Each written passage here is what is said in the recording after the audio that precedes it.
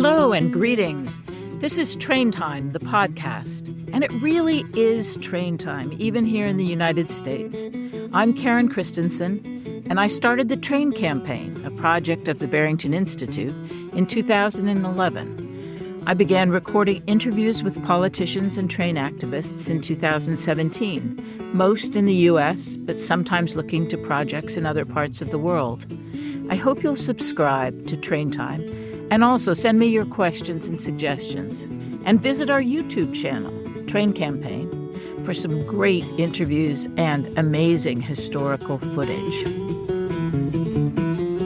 Hello, I'm Karen Christensen, and once again I'm joined by my friend and colleague Matt Silber in Connecticut.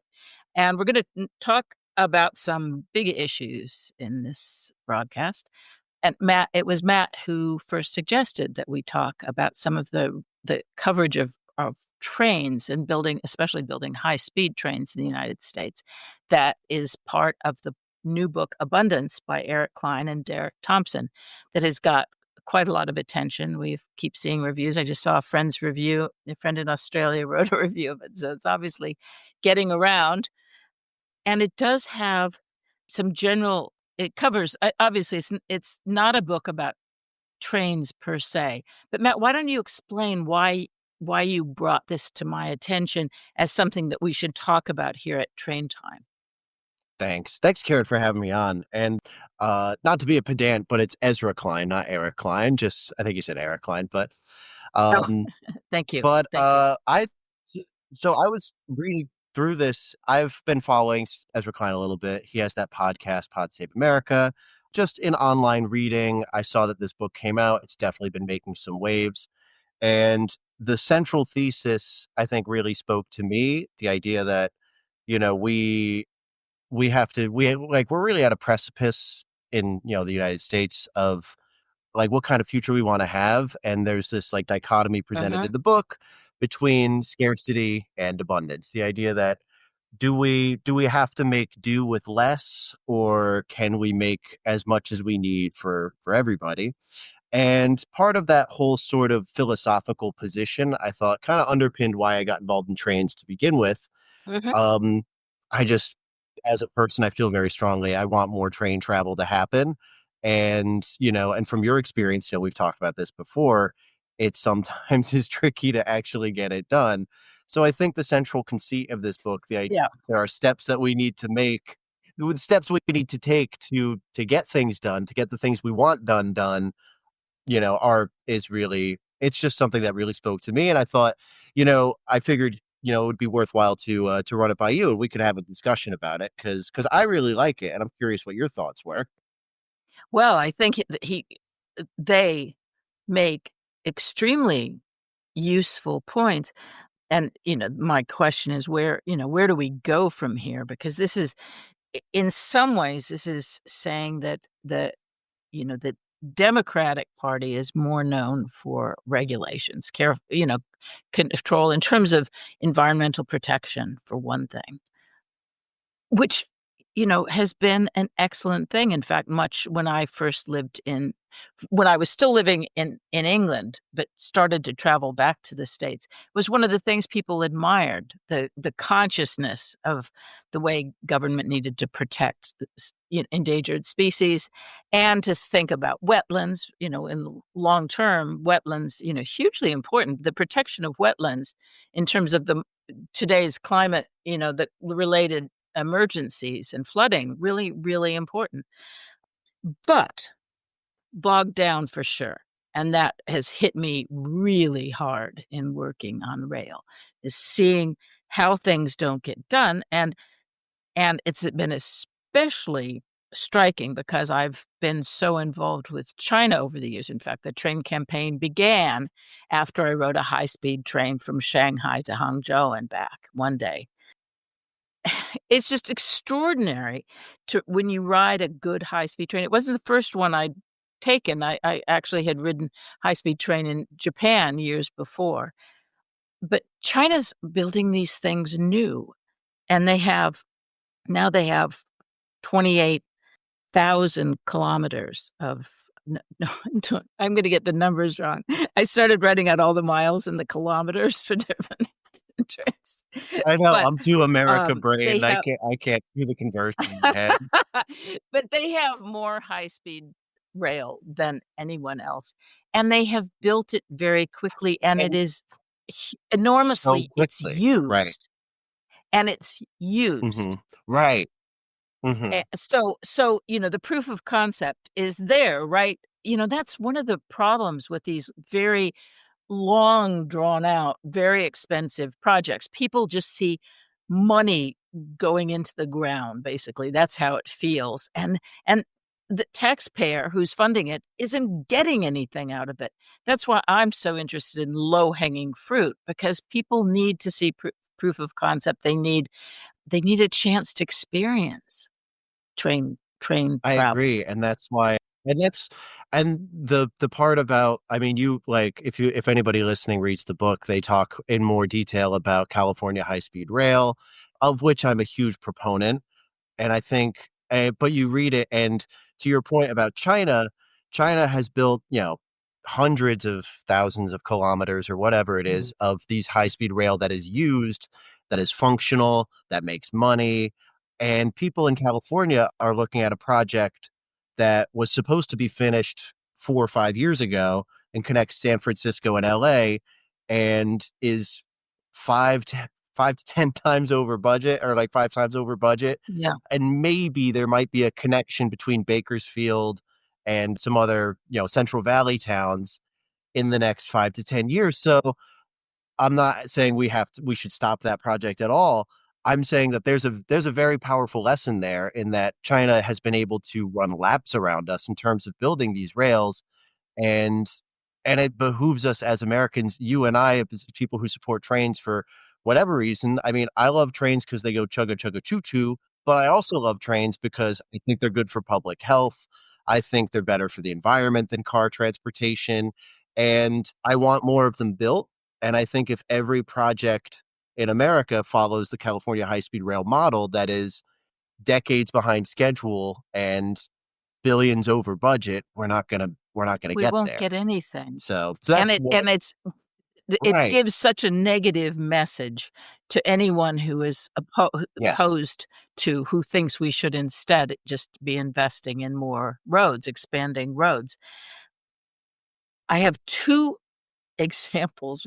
Both these are from my 2 children. One, my son went to Gansu province in 2009 and was part of a geographical project that was studying renewable energy introduction in villages in Gansu province.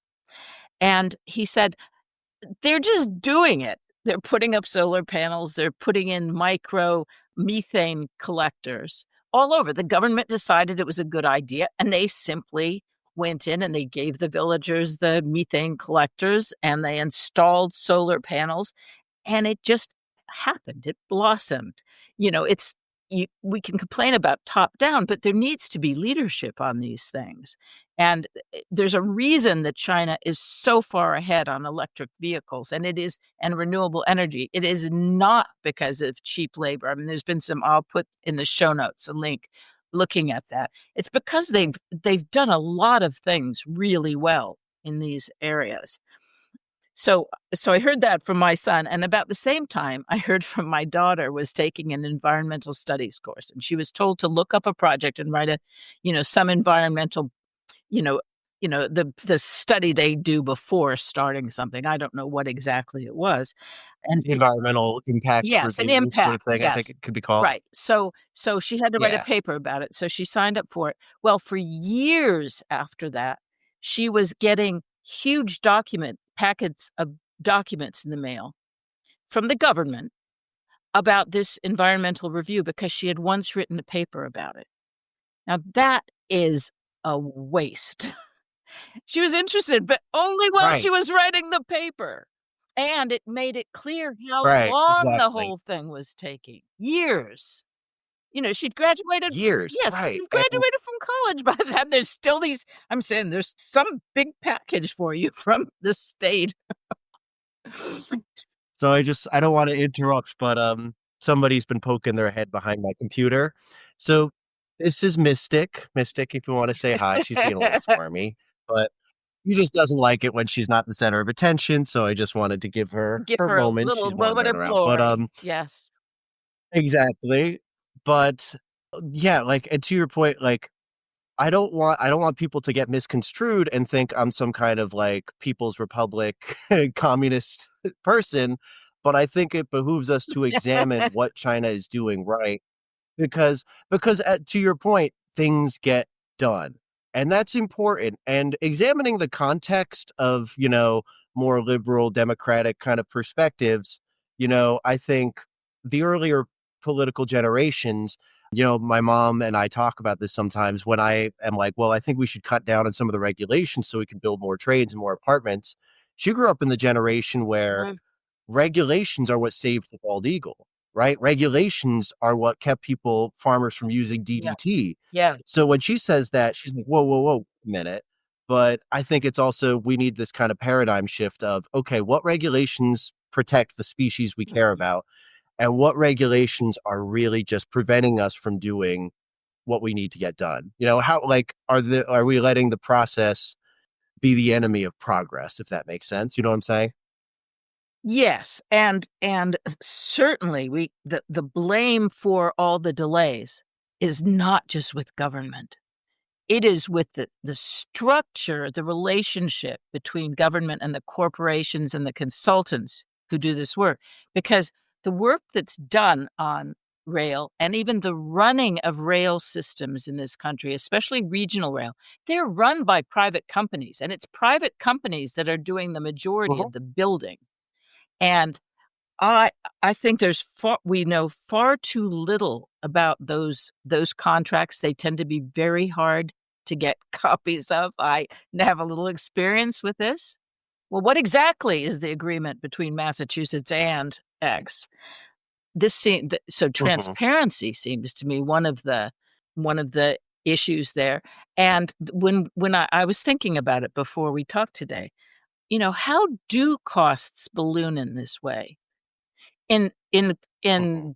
in business between corporations, you make a contract and you commit to a certain result for a certain amount of money, and there's agreements in contracts about whether change orders are allowed and what charges can be made against them to control the people doing the construction from simply upping the cost, coming in at a low price and then upping the cost.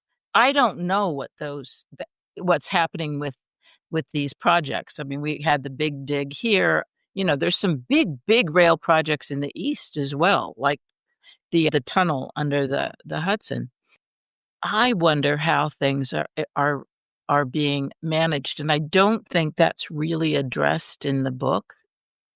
Am I Mm. right? That you do raise a good point. Yeah, and I think they kind of address it when they bring up I was flipping through it, I couldn't find it, but they brought up San Francisco, how San Francisco kind of there's also, like, this sort of idea, like, well, the government will contract out to companies, and that will save the government money rather than doing it ourselves. But actually, San Francisco found the inverse, where they were like, "Let's just build the BART cars in-house. We'll just hire the staff that we need. We'll hire the engineers." Mhm. And they ended up saving money and doing it faster because they were just like, "We'll just keep the expertise in-house. We won't have to go to a contractor who goes to a subcontractor who carries and drags this thing out. Let's just do it ourselves."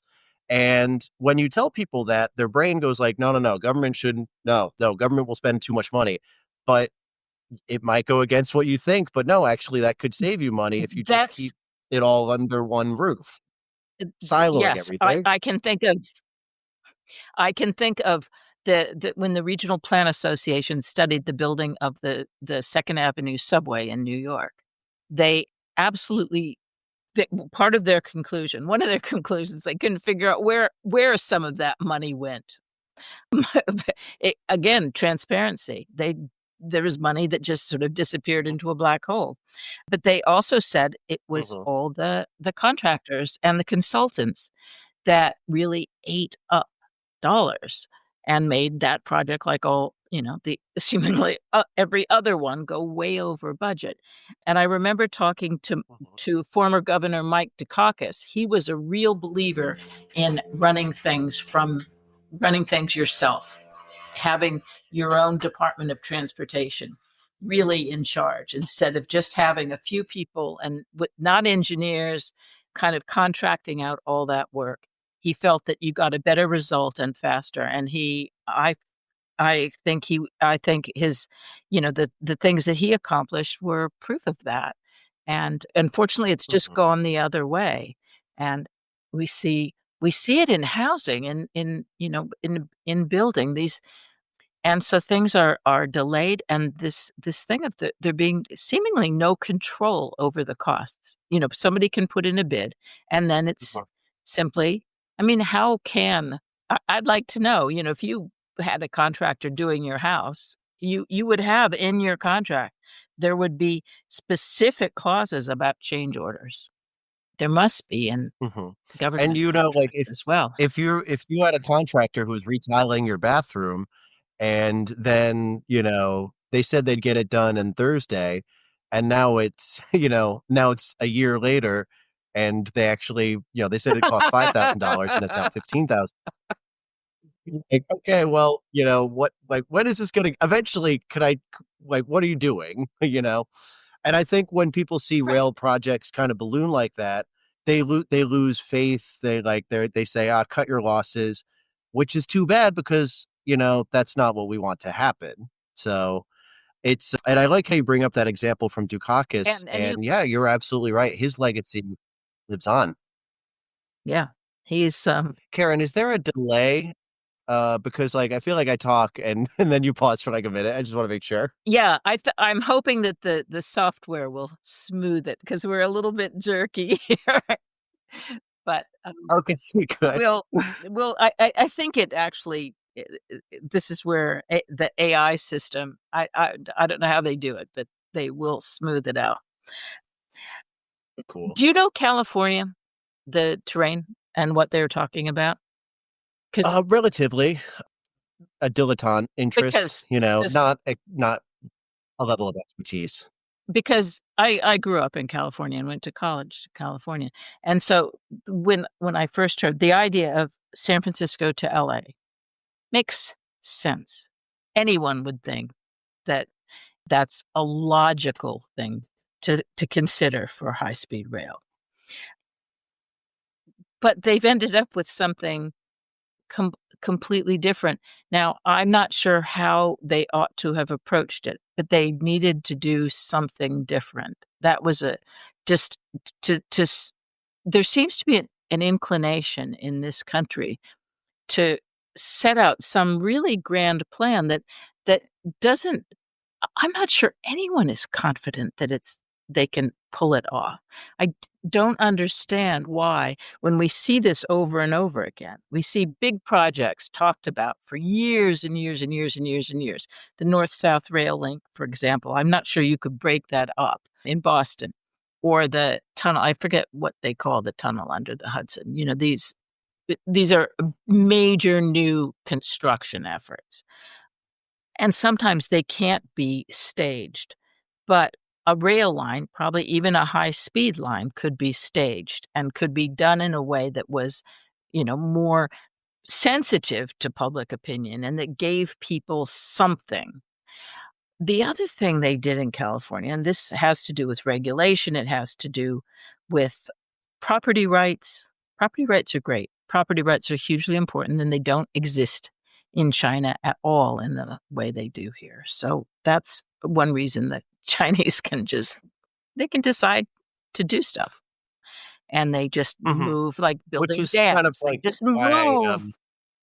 right, which is why I want, like, I don't wanna say, like, I'm an advocate necessarily for, communist China sort of application of Right. legal application. I'm just saying maybe we could take some of the good parts to make it move a little faster. Yeah.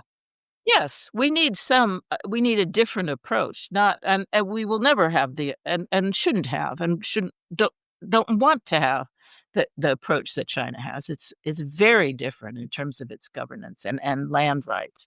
But But Mhm. th I think a lot of it has to do with, they do are managing things effectively in many ways, and the California line, they're also doing it in terms of they're doing it in a way that makes sense, in terms of the setup, the actual travel time, and I was really struck by this, for example, when I first took the Shanghai Hangzhou train, and that was interesting to me because Hangzhou reminded me in some ways of the Berkshires or, this part, north of New York, even though it's a longer distance, but it's a very beautiful city, famous for it's got the most beautiful lake called West Lake, and I was there in a beautiful time, and yet that's where Tencent and Alibaba are headquartered. So, big, serious tech Oh, companies okay. with lots of employees. So, I thought, "Wow, just think, you're connected to Shanghai." So, I thought, that's really amazing." But what happened on that trip, I'd been in Beijing, and I flew to Shanghai, but then I was taking the train south to Hangzhou, and the train station was right next to the airport. I literally walked out of the airport and walked along to the train. And that's a sensible way to organize a transit system.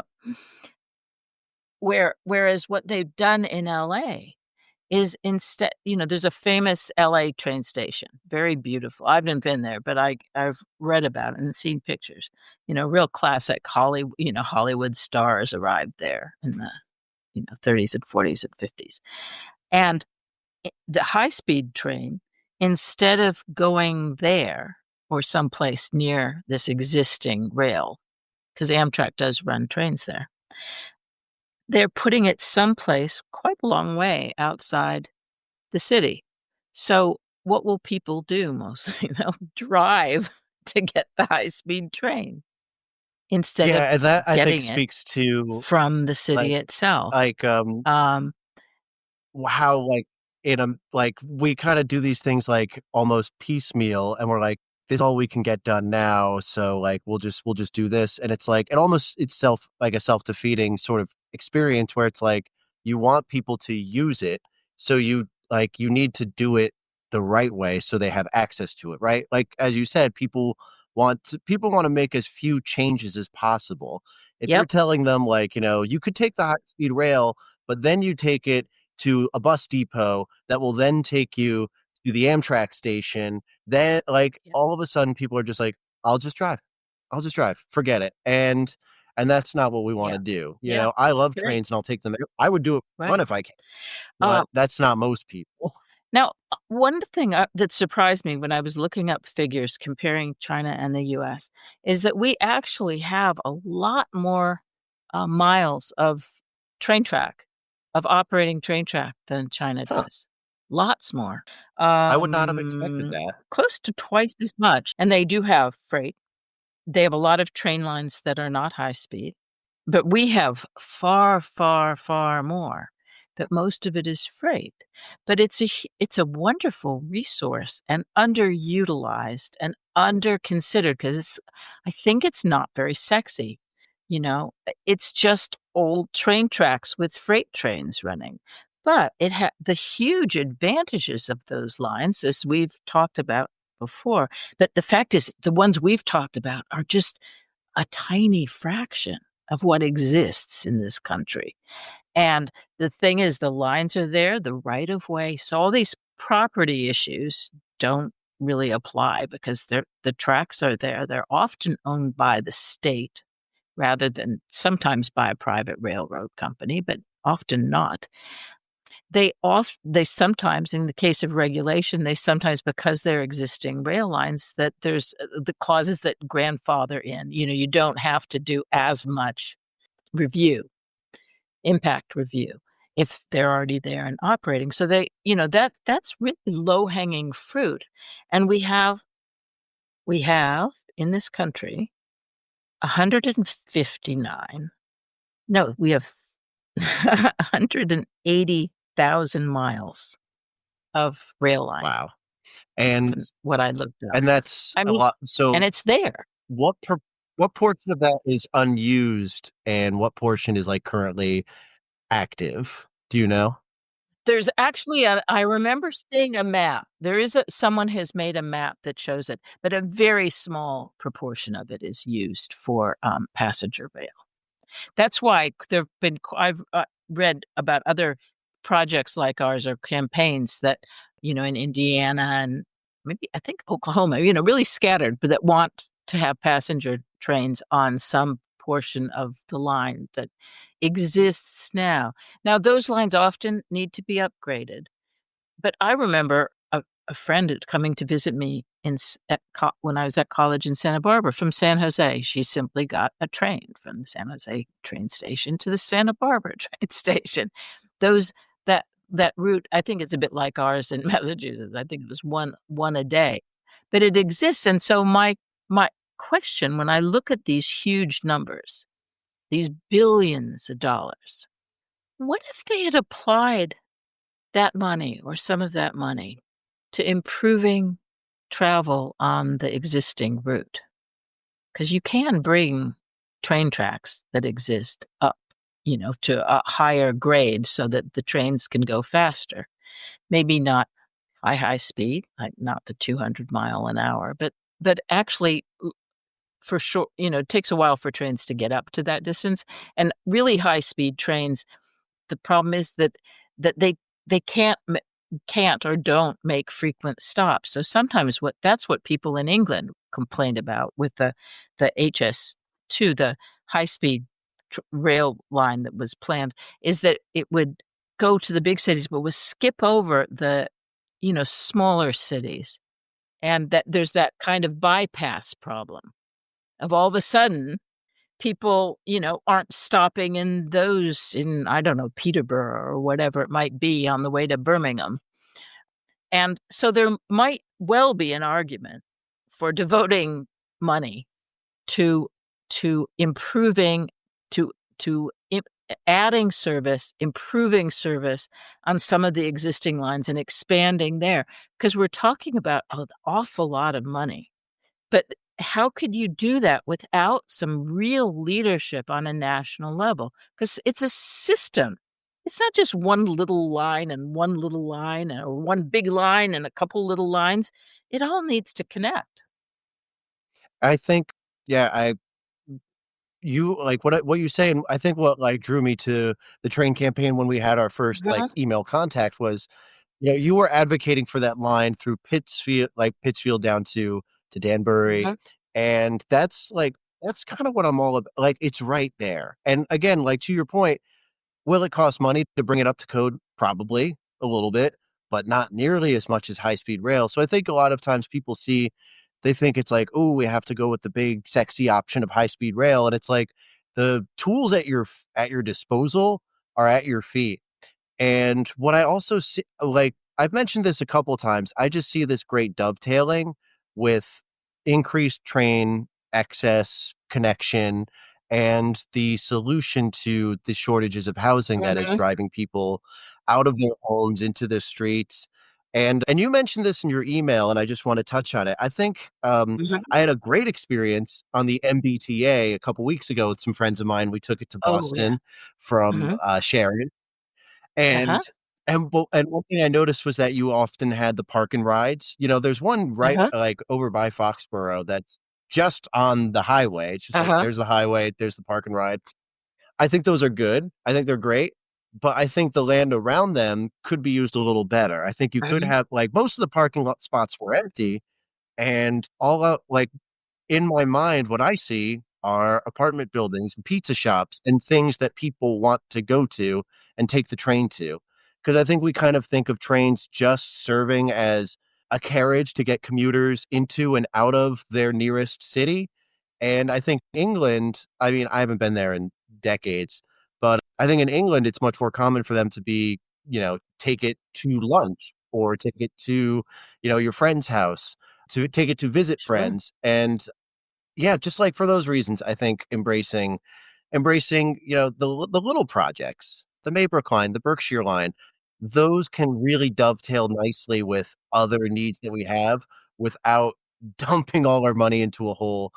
not dumping our money into a hole, I misspoke, but, like, spending a lot of money on high-speed rail when it's just like, well, we could And in I'm running terms my of mouth. I don't know where building I'm going with this. and in terms of building public support, and that's really in some senses, that's what abundance is about getting people to think about things differently and coming up with a more of a positive approach, to the future instead of kind of always feeling constrained and struggling and like nothing can work, which is really silly. I mean, I think America has had for many years a reputation for building things, creating things, being the innovators.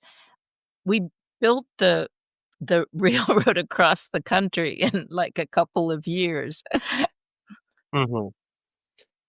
Like, one anecdote that comes to mind that, like, the book is talking about how, yeah, as you said, we used to build and innovate, and I think about how in the Second World War, we were afraid that we wouldn't be able to get the rubber that we needed for the tires, for all the trucks that we were gonna need to transport supplies Mhm. everywhere. So US scientists synthesized rubber. We made it in a lab. And that's the kind of energy that I think abundance that's why I think so many Yeah. people on the general liberal, progressive sort of side of the aisle should consider reading and really internalizing the idea that we shouldn't, try to think of we shouldn't say like, "All right, well, we just gotta cut the pie differently." We should make a new sugary dessert that we haven't even conceived of yet of unprecedented deliciousness, and it's like the old sort of belief that government is the problem, that, we have to stop the government from acting, that we need to restrain the power of development and invention and innovation. We should change our minds a little bit, and we should say, "Well, Mm. what instead of trying to stop things from happening, what can we do? What great things does the future Because have in store for us?" we know things need to be done and need to be accomplished. Right. And we have, the Chinese name for America is Megwa, beautiful country. And this is a beautiful country with abundant resources and beautiful landscapes and a whole lot of things like that are untapped into human capital, but also things like when I read that we have that much rail line now in existence and operating, that is that is a resource that should be tapped. Not all of it. We don't need to turn all of it into passenger service. You'd sit and you'd figure out quite easy nowadays to figure out where there are more traffic problems. You'd think about, well, instead of expanding a highway, why don't we add a train line there?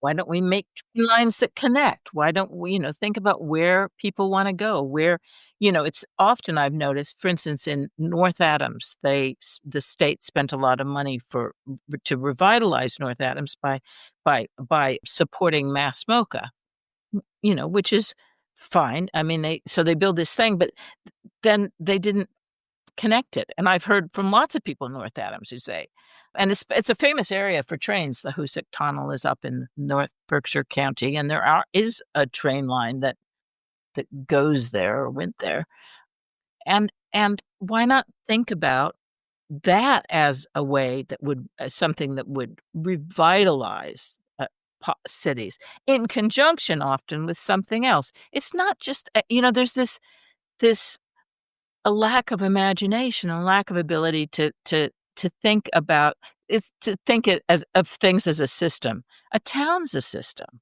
A village is a system. Train lines are a system. Communities, you have to think about the pieces that are needed that go together and that you end up with something that's greater than it's greater than the sum of those parts. And transportation, good public transportation is one of those essential pieces. I wanna hear Absolutely, and, you can you hear me? Yeah, yeah, go ahead. Okay. You very well said, Karen. The community is greater than the sum of its parts, and I think you raise what you say when we what I took from the book in our conversation, and just in general, what I hope people take away if they're listening to our conversation, is that we don't limit how we perceive community, how we try to improve our communities, to how we've grown up in them. I think a lot of people, like when you bring up, like when I bring up train stuff, and you, not often, but sometimes people will be like, "Well, I like driving." Like that's not the kind of community we are. We don't want that. And it's like, I think people are used to the way things are, and they don't. It's difficult for them to imagine what it could Yes. be, you know? And I think I just think that's another reason why I like the book, because it creates this vision at the start of Uh-huh. where we could be, and how, like, well, 100 years from now, our grandkids, great grandkids could be like, "Oh my god, you burned gasoline in cars? Are you crazy?" And you I and you mean, the same all way s that we yeah, spent your like, the time same way all that by we now are. yourself in a steel box? Are you kidding me? You sat in traffic for hours when you could have taken a gondola, or whatever it is, that or whatever's on the horizon that Yeah. we're working on and developing. So I think that's very important. And yeah, like, and as you say, good public transportation, because I think we're coming up on time. But that's another thing, and I'm interested to hear your thoughts on it, because that notion of community that you get from riding public transportation is so important. So a little anecdote. I was taking the train to the city for social studies teaching fellowship I have. We have like one in-person session like once every couple months. And I was taking it down, and I saw an older woman reading a book on the train with her bag on the seat.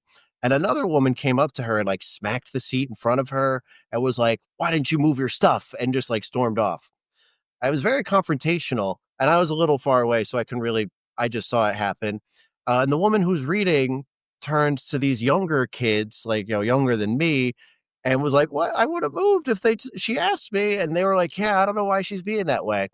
And they ended up having a conversation, and I kind of watched from over my book, this older Uh-huh. woman and these young kids, college age, yucking it up, chatting the whole way down to Grand Central.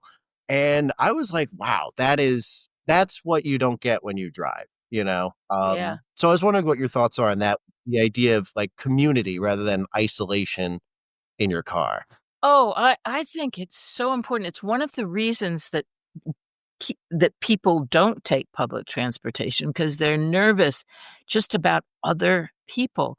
But, of course, that mostly comes from never not having that experience. Once it becomes a normal experience, it's you can just read your book. Sometimes you end up talking to other people or listening to other conversations and learning something about other people. It's always interesting, but it does worry me. We talk a lot about loneliness. We hear and read a lot about the loneliness epidemic, and especially the problem after COVID about people feeling isolated and not knowing how to connect. And those kind of casual connections you make in a setting like a train, because you have a certain shared experience, right? Just in terms of often where you're going, but just the experience of being on the train and dealing with the conductor, or finding out where, best place to put your suitcase, has somebody helping you with your luggage. That's really important for all of us to feel comfortable being around other people and getting to know them, learning about them. Otherwise, we just our skills atrophy, and we need many levels. There's intimate relationships and close friendships, but life is full and should be and is enriched by all these diverse connections with other human beings. And so I I think that's a I agree. great example.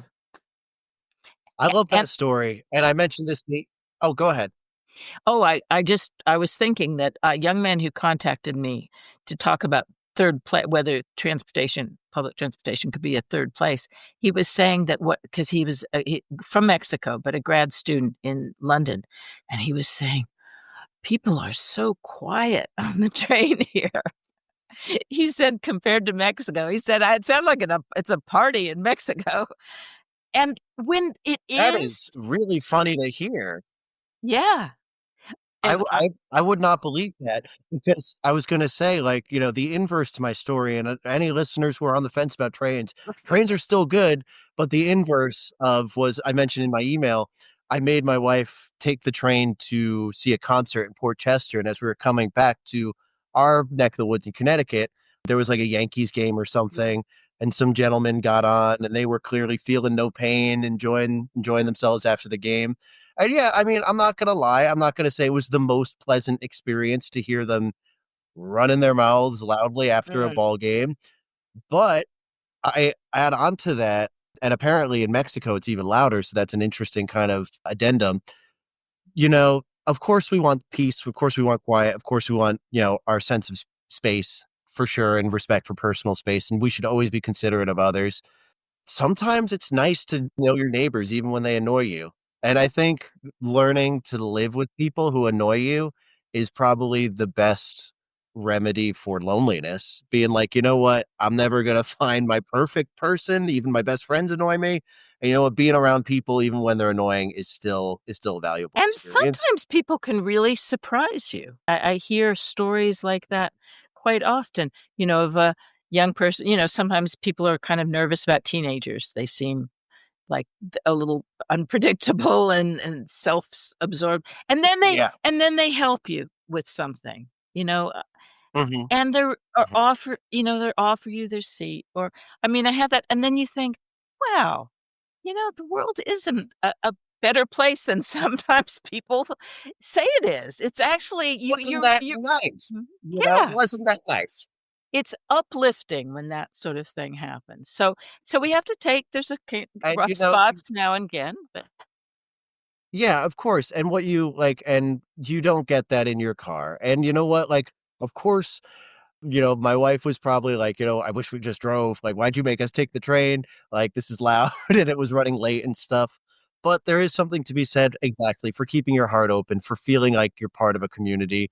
We chatted with some young woman on the platform, how she was going back to her job, and it's nice. I mean, as you point out, and I wrote in an article recently about zoning, like a lot of times people will bring up, and I agree with them that there's definitely oh, poor Mystic is playing with a box. If you heard some rustling, that's what that is.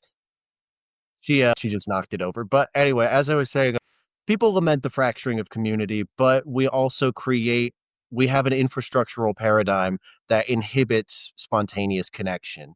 We yeah. sit in our pods to go to work silently. We see our coworkers, maybe you work from home or something like that.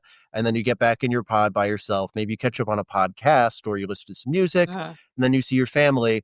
And all of those people are valuable and important, and that's really great. But when do you have the opportunity to see your neighbor and have a conversation with them?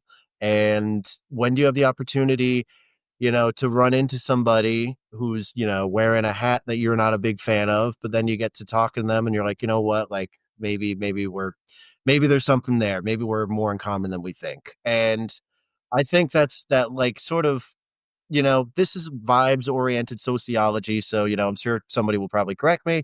I can't help but feel that the political, social divisions that have really taken root in America and are really toxic are in part because we just don't talk to each other that often. We don't really have the opportunity to engage informally. Right, we've spread ourselves out, we live apart, we drive everywhere by ourselves, and then we're surprised we're lonely.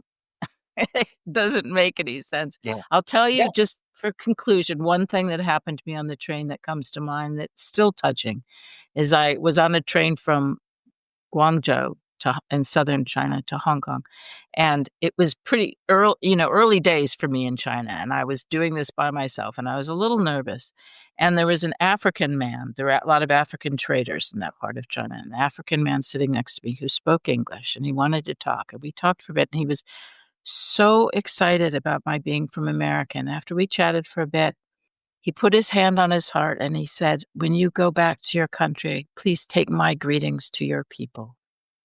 And, that we connect, there's a global community too. And, Mhm. True that. um, yeah. So, all right, good to talk to you, as ever, Great talking to you, Karen. and good Yeah. luck with that lovely Yeah. kitten. I of course, yeah, we need it, but I love talking about the book. Hopefully, we can chat again soon, Yeah, and yeah, we'll link up. I've been working on, I'm hoping that maybe I can start getting in touch with more people and get some movement on Connecticut's line of part of the Berkshire line. I feel like if the Triton campaign wants to focus on anything, because Massachusetts is already done, we can at least yeah, go to them and say like, "Hey, like, they already finished. right. Like, So what's stay the holdup?" tuned, So, Connecticut. We're coming for you. yes, exactly. All right, great. Take care, That's Matt. great. All right. Okay, Talk yep, to you soon, yep, Karen. bye. Thanks for joining me at Train Time. Don't forget to subscribe. Send me your suggestions for future shows.